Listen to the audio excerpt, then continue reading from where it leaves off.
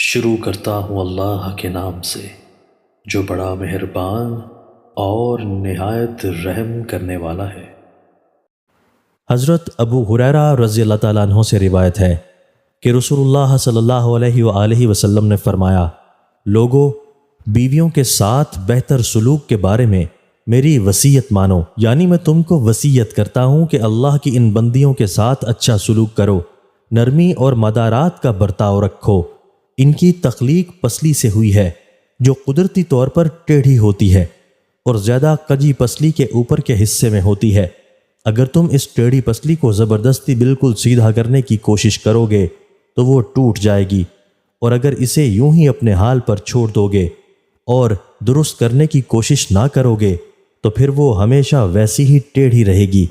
اس لیے بیویوں کے ساتھ بہتر سلوک کرنے کی میری وصیت قبول کرو۔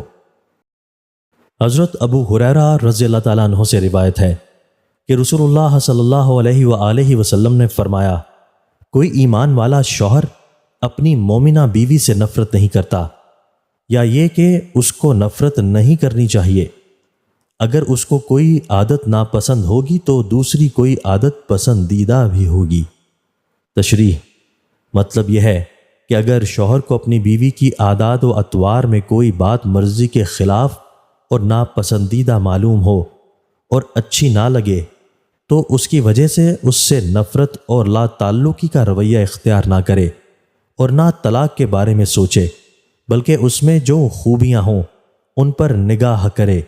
اور ان کی قدرت و قیمت کو سمجھے۔ یہ مومن شوہر کی صفت ایمان کا تقاضا اور مومنہ بیوی کے ایمان کا حق ہے۔ اسی صورتحال کے بارے میں قرآن مجید میں ہدایت کی گئی ہے، اور بیویوں کے ساتھ مناسب و معقول طریقے سے گزران کرو، اگر وہ تمہیں ناپسند بھی ہوں تو ہو سکتا ہے کہ ایک چیز تمہیں پسند نہ ہو اور اللہ نے اس میں بہت خیر و خوبی رکھی ہو۔ حضرت عائشہ صدیقہ رضی اللہ تعالیٰ عنہ سے روایت ہے کہ رسول اللہ صلی اللہ علیہ وآلہ وسلم نے فرمایا کہ مسلمانوں میں اس آدمی کا ایمان زیادہ کامل ہے جس کا اخلاق برتاؤ سب کے ساتھ بہت اچھا ہو،